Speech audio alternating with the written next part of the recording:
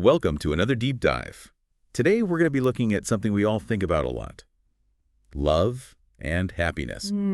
Yeah. But with a kind of a modern twist. You've given me some interesting material today. Yeah. Good. That really challenges some of those romantic notions, those ideals that we kind of all grew up with. Yeah, it's really a fascinating area to explore. And I think one of the most interesting things about it is this connection between kind of the broader societal shifts and our own personal experiences of love and happiness. Okay, so let's unpack this a little bit. Okay. One of the first things that really kind of jumped out at me was this idea that societal progress doesn't necessarily equal greater happiness. Yeah. In fact, the material you gave me highlights a pretty startling statistic.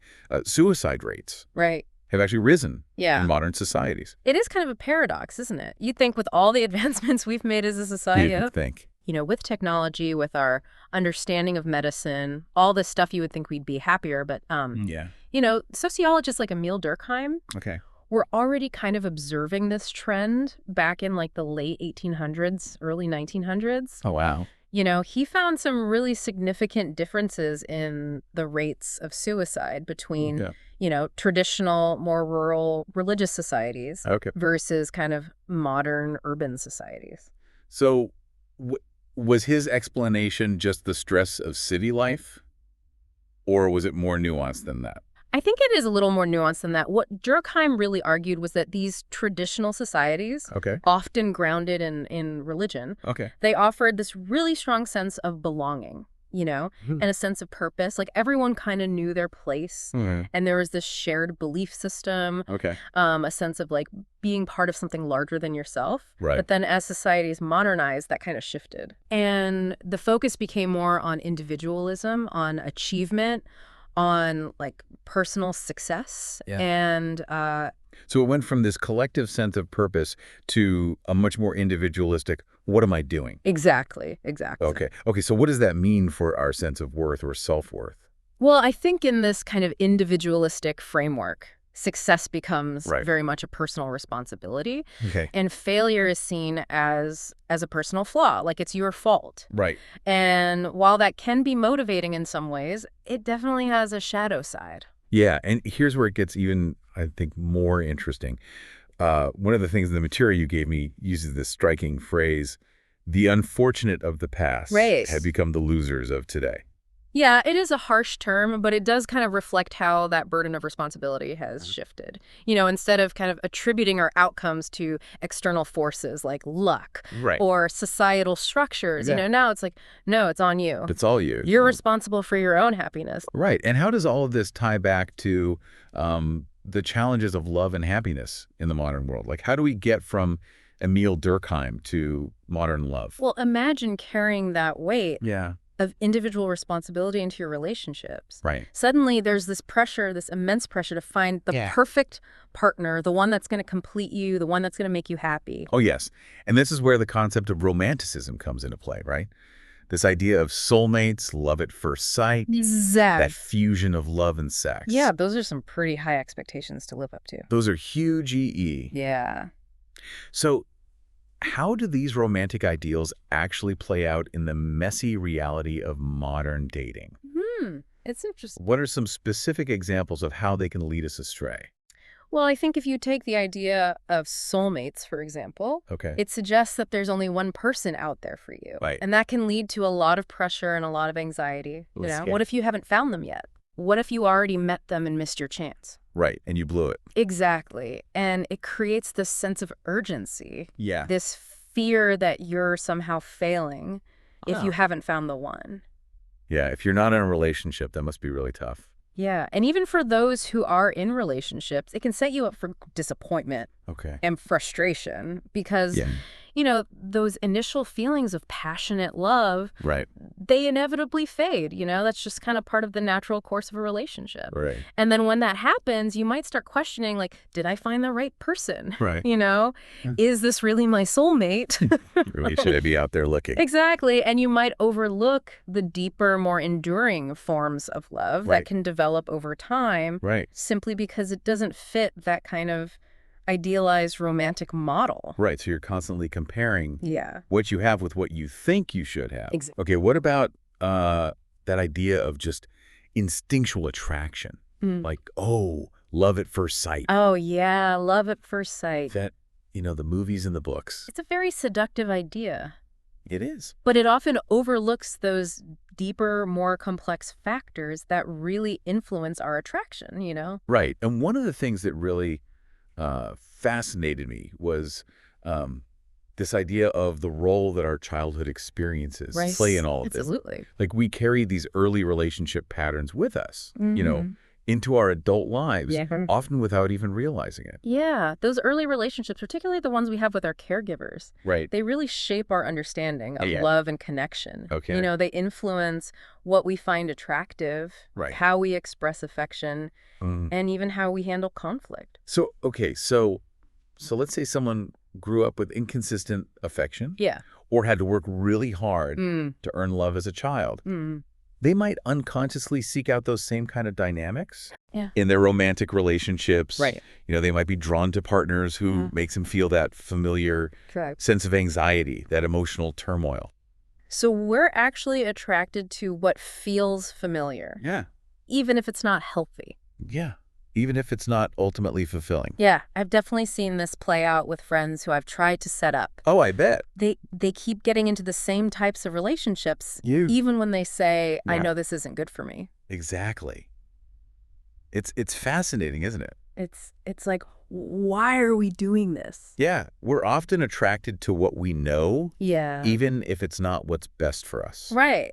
So then how do we break free from that? That's the question, isn't it? That's the question. And I think that's what a lot of our listeners are probably thinking right now. Yeah. Okay, this is all very interesting, but how does it apply to me? Right. And that's exactly what we're going to be exploring in the next part. That's great. Of our deep dive, we're going to look at some really practical strategies. Wonderful. For recognizing these patterns and starting to shift those deeply ingrained. Yeah, I'm looking forward to it. Ways of relating. Me too. Thank you. Before we dive into those strategies, I think it's really important to talk about self-awareness. You can't really change what you don't acknowledge, right? Yeah, makes sense.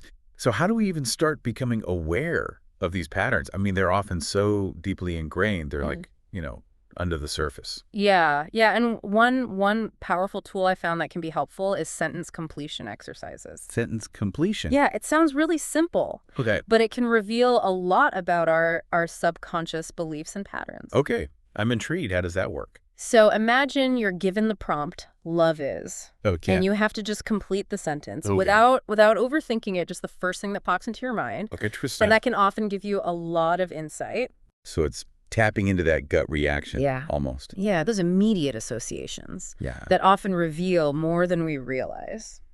Yeah, what are some other ways that we can start to kind of gain that self-awareness in our relationships? Well, therapy can be incredibly beneficial. Okay. It provides that safe space to really explore these patterns with a trained professional. Right. It's like having an unbiased observer who can help you see your own behavior more clearly and understand those underlying motivations. So it's like holding up a mirror to the subconscious patterns. Exactly. And I imagine what we see looking back isn't always pretty or comfortable. No, not always. Yeah. But it's important to approach those past coping mechanisms with compassion. Right.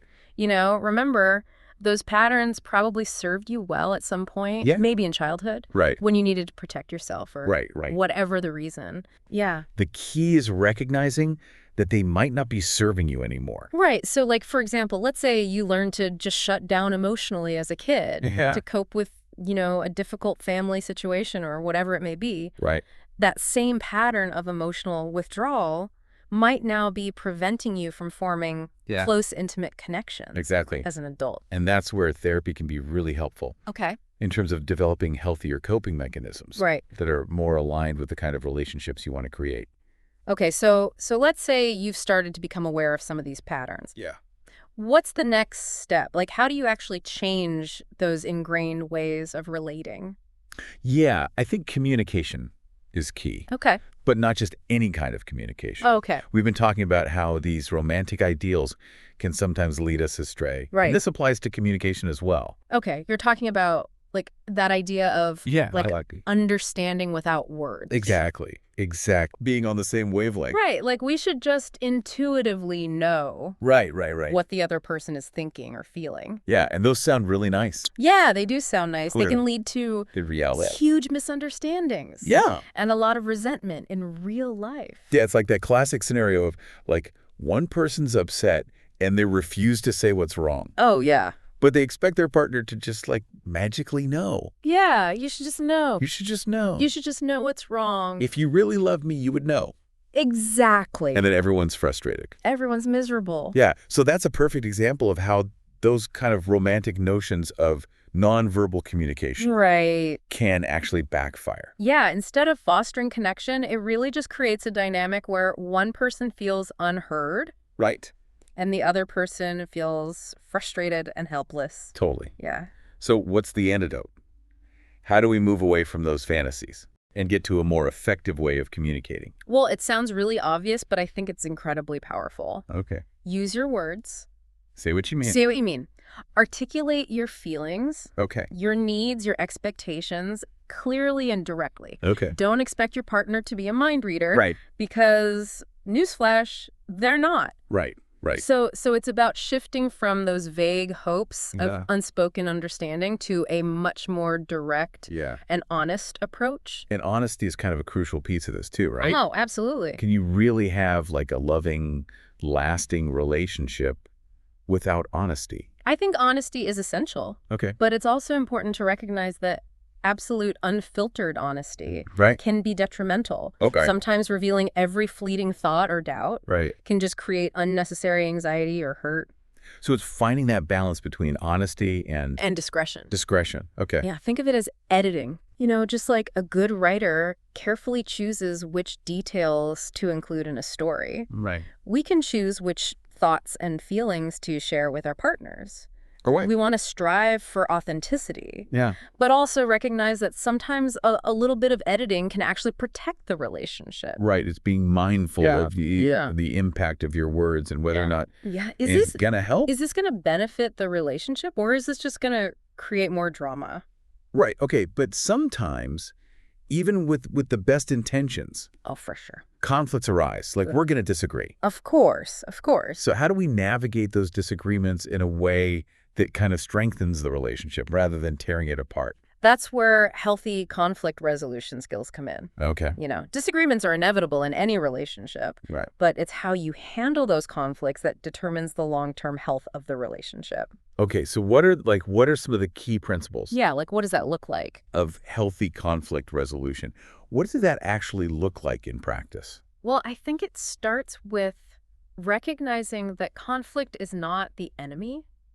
It's actually an opportunity for growth, for deeper understanding. That's a really interesting way to look at it. Yeah. Because I think most people just see conflict as something to avoid. Right. But it can be a positive force in a relationship. Okay, so it's all about how you approach it. Exactly. Wow. The goal isn't to win the argument. Okay. It's to really understand each other's perspectives. Right. And find a solution that works for both of you. So it's almost like you're shifting from that adversarial mindset to a more collaborative. Exactly. Like you're on the same team. We're in this together. Yeah. Okay. What are some specific techniques that couples can use to navigate those conflicts more effectively? One really powerful tool is reflective listening. Reflective listening. And this involves really listening to your partner, trying to understand their perspective, and then reflecting back what you've heard to make sure you're both on the same page. So you're kind of holding up a mirror to their experience. Yeah. And so they feel heard. Exactly. They feel understood, which can de-escalate things, and then you can have like a more productive conversation. Right. It shifts the focus from attacking each other to working together to find a solution. And another key principle is to focus on the behavior, not the person. Yes, absolutely. So instead of saying, you're always so inconsiderate, you might say, I felt hurt when you didn't call me back. Exactly. So it's addressing the specific action without making it a personal attack. Right. You're separating the person from the behavior. Right, okay. Which can help reduce defensiveness. Okay. And create a more open and receptive environment for communication. These are fantastic tips for navigating that conflict. Thank you. In a better way, in a more constructive way. I appreciate that. But what about just keeping that spark alive in a long-term relationship? Like, how do you prevent boredom? Right. And maintain that sense of connection over time? That's a question that a lot of couples grapple with. For sure. And it's where I think those romantic ideals can really get in the way. Right. Remember that statistic we mentioned earlier about like the percentage of couples having sex less than 10 times a year? Yeah, that was pretty startling. It is startling, and it highlights the fact that maintaining a fulfilling sex life in a long-term relationship requires effort and attention. Right. Just like any other aspect of the relationship. Absolutely. You got to put the work in. You got to put the work in, and it often starts with addressing those underlying emotional blocks. Okay. As we talked about earlier, that unresolved anger and resentment can really create a barrier to intimacy. So having those open and honest conversations. Right. Yeah, about what's bothering you. Using those conflict resolution skills can actually revive the intimacy in the relationship. I think so. I think clearing the air, addressing those underlying frustrations, can create space for reconnection, both emotionally and physically. Okay. And I think it's important to remember that sex isn't always the goal in itself. No, I think the deeper aim is often intimacy. Right. And there are many ways to cultivate that closeness. Yeah, so cuddling, having those meaningful conversations, expressing affection, spending quality time together can all contribute to that sense of intimacy. Absolutely. Even if sex isn't happening, as frequently as it once did. It's about expanding your definition of intimacy. Right. And recognizing that it can manifest in many forms. Right. So you're not necessarily failing. Exactly. If you're not having sex, every day. Right. Okay. Now, what about that feeling of boredom?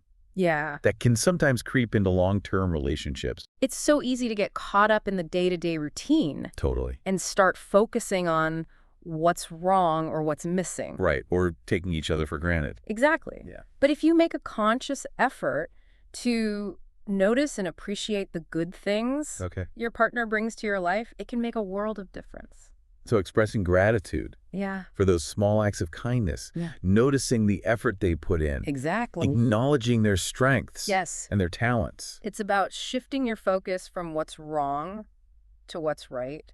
Right. From what's missing to what you already have. And that gratitude could be a powerful antidote. Oh, absolutely. To that boredom. It can help you see your partner with fresh eyes. And reignite that sense of appreciation. Right. And it's like that saying, gratitude turns what we have into enough. That's beautiful. I love that. Yeah. And another way to combat boredom is to introduce novelty into the relationship. Oh, like trying new things together. Exactly. Going on adventures. Yeah, breaking out of that routine, even small changes can make a difference. Think about, a child going to the park for the first time. Right. Everything is new and exciting to them because they're seeing it with fresh eyes. Right. And you can cultivate that same sense of wonder in your relationship by introducing novelty and breaking out of those predictable patterns. And sometimes even a little bit of distance can help too, right? Absolutely. Spending time apart. Okay.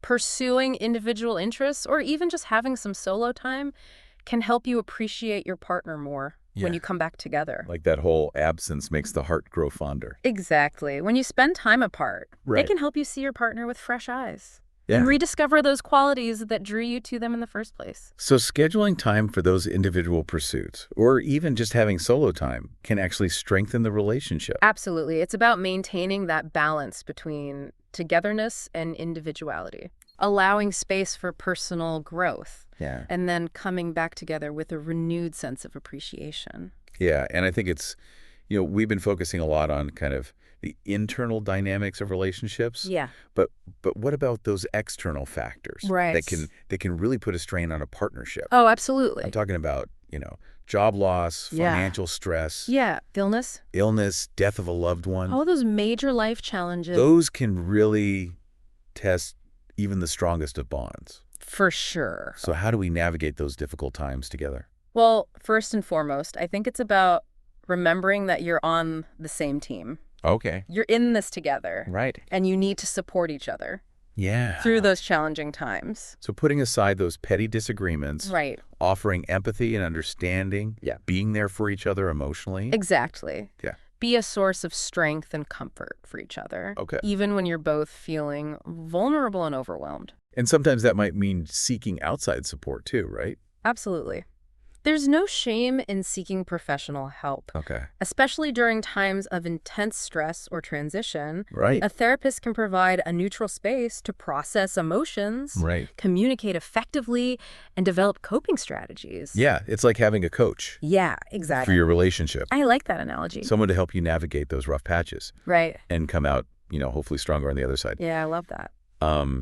So we've covered a lot of ground here, We know. From communication and conflict resolution. Yeah. To maintaining intimacy, navigating those life challenges. Sure. It's clear that these fulfilling relationships require effort and attention. Yeah. And a willingness to grow, both individually and together. Absolutely. But what about those who aren't currently in a romantic relationship? Yeah. Where does happiness fit in for those who are single? That's such a great question, and it's something that I think is often overlooked. Yeah. In conversations about love and happiness. We tend to focus so much on romantic love. Right. But happiness isn't limited to those who are partnered. Right. In fact, I think a lot of the same principles that we've been discussing apply to all relationships. Okay. Whether it's with friends, family, colleagues, or even ourselves. Yeah, so cultivating those qualities of self-awareness, communication,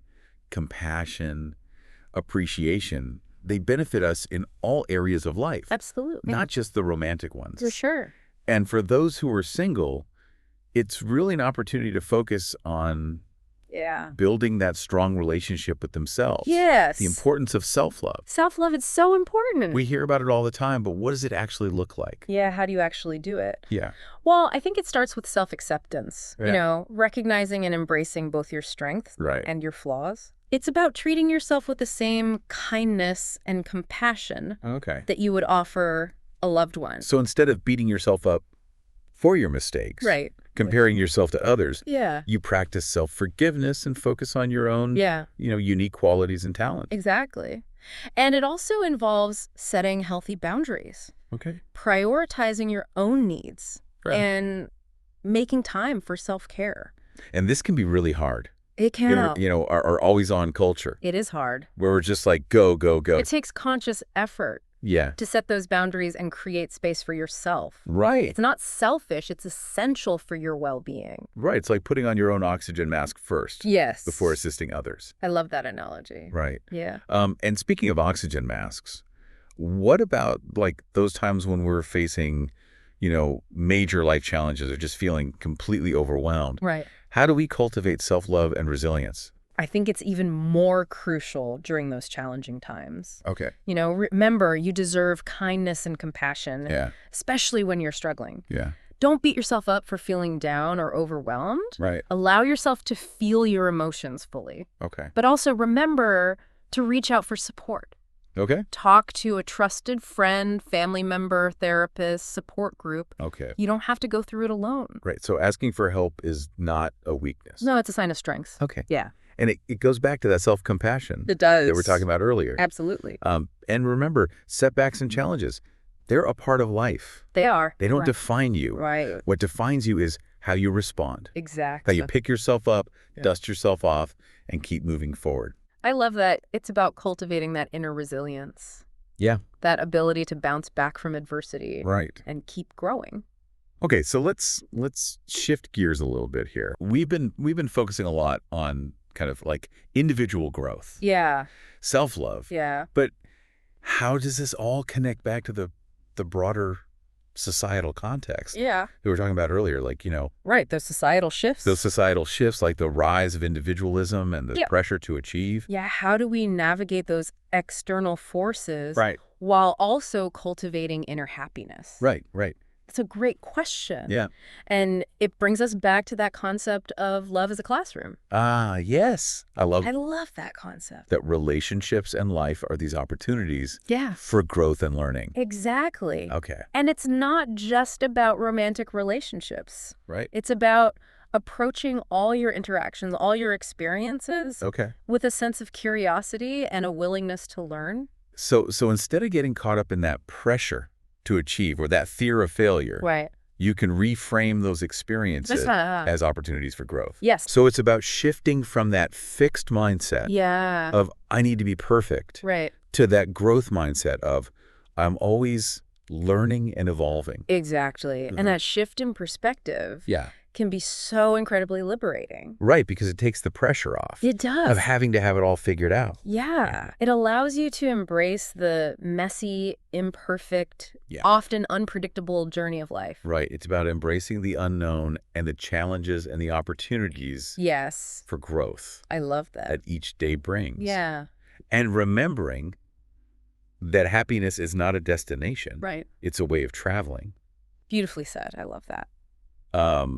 And that's the beauty of this whole journey of love and happiness, right? It's ongoing. It is. There's always more to learn, more to explore. Absolutely. More to discover. For sure. Both within ourselves and in our relationships with others. So true. So we've been talking about filling our own cups, with self-love and joy. But that's easier said than done. It is. It is. What are some concrete steps that we can take to really cultivate that sense of self-love? Well, it's a journey, not a destination. But one practice that I found incredibly helpful is cultivating a daily gratitude practice. Just take a few moments each day to reflect on the things you're grateful for, both big and small. It could be as simple as appreciating a warm cup of coffee in the morning. Or the sound of laughter. Right. So it's about shifting your focus to the positive. Yeah. To those small moments of joy that we might often overlook. Absolutely. Okay. And what about setting healthy boundaries? Oh, that's a huge one. Yeah, that's got to be part of self-love too, right? It is. It is. And it means learning to say no to things that drain your energy or don't align with your values. It also means prioritizing your own needs. Making time for self-care. Which can be really challenging. It can. In our, always on culture. It is. It takes conscious effort to set those boundaries and create space for yourself. Right. But it's not selfish to do that. It's essential for your well-being. Right. It's like putting on your own oxygen mask first. Yes. Before assisting others. I love that analogy. And speaking of oxygen masks, what about those times when we're facing those major life challenges or just feeling completely overwhelmed? Right. How do we cultivate self-love and resilience? I think it's even more crucial during those challenging times. Okay. Remember, you deserve kindness and compassion. Right. Especially when you're struggling. Okay. So don't beat yourself up okay. for feeling down or overwhelmed. Right. Allow yourself to feel those emotions fully. Okay. But also remember to reach out for support. Okay. Talk to a trusted friend, family member, therapist, support group. Yeah. You don't have to go through it alone. It's a reminder that asking for help is not a weakness. No, it's a sign of strength. It's a sign of strength. Yes. Okay, and it all comes back to that self-compassion. It does. That we were talking about. Absolutely. And remember, those setbacks and challenges, they're a part of life. They are. They don't define us. Right. In how we choose to respond to them. Exactly. Pick yourself up, dust yourself off, keep moving forward. Yes, it's about cultivating that inner resilience. Okay. That ability to bounce back from adversity and keep growing. So let's shift gears a little bit here. Okay. We've been focusing a lot on kind of individual growth, self-love. Yeah. But how does this all connect back to the broader societal context, right. That we were talking about earlier, like, those societal shifts, like the rise of individualism, the pressure to achieve. Yeah, how do we navigate those external forces while also cultivating inner happiness? Exactly, yeah. It's a great question, and it brings us back to that concept of love as a classroom. Oh, yes. I love that idea. That relationships and life in general are opportunities for growth and learning. Exactly. And it's not just about romantic relationships. Right. It's about approaching all your interactions, all your experiences with a sense of curiosity and a willingness to learn. So instead of getting caught up in that pressure to achieve or that fear of failure we were talking about earlier, you can reframe those experiences as opportunities for growth. Yes, exactly. It's about shifting from that fixed mindset of, I need to be perfect, to a growth mindset of, I'm always learning and evolving. Exactly. And that shift in perspective can be so incredibly liberating. Because it takes the pressure off of having to have it all figured out. It does, yeah. It allows you to embrace the messy, imperfect, often unpredictable journey of life. Right. It's about embracing the unknown, the challenges, the opportunities for growth that each day brings. Yes, I love that. And remembering that happiness is not a destination. Right. It's a way of traveling. Beautifully said. I love that. And that's really the beauty of this whole journey of love and happiness, right? It's ongoing. It is. There's always more to learn, more to explore, more to discover, both within ourselves and in our relationships with others. So true. So as we wrap up this deep dive into love and happiness in the modern world, we want to leave you with this final thought. Imagine love not as a fairy tale ending, but as a constant invitation to learn, to grow, and to become the best version of yourself, both within and beyond your relationships. Thanks for joining us.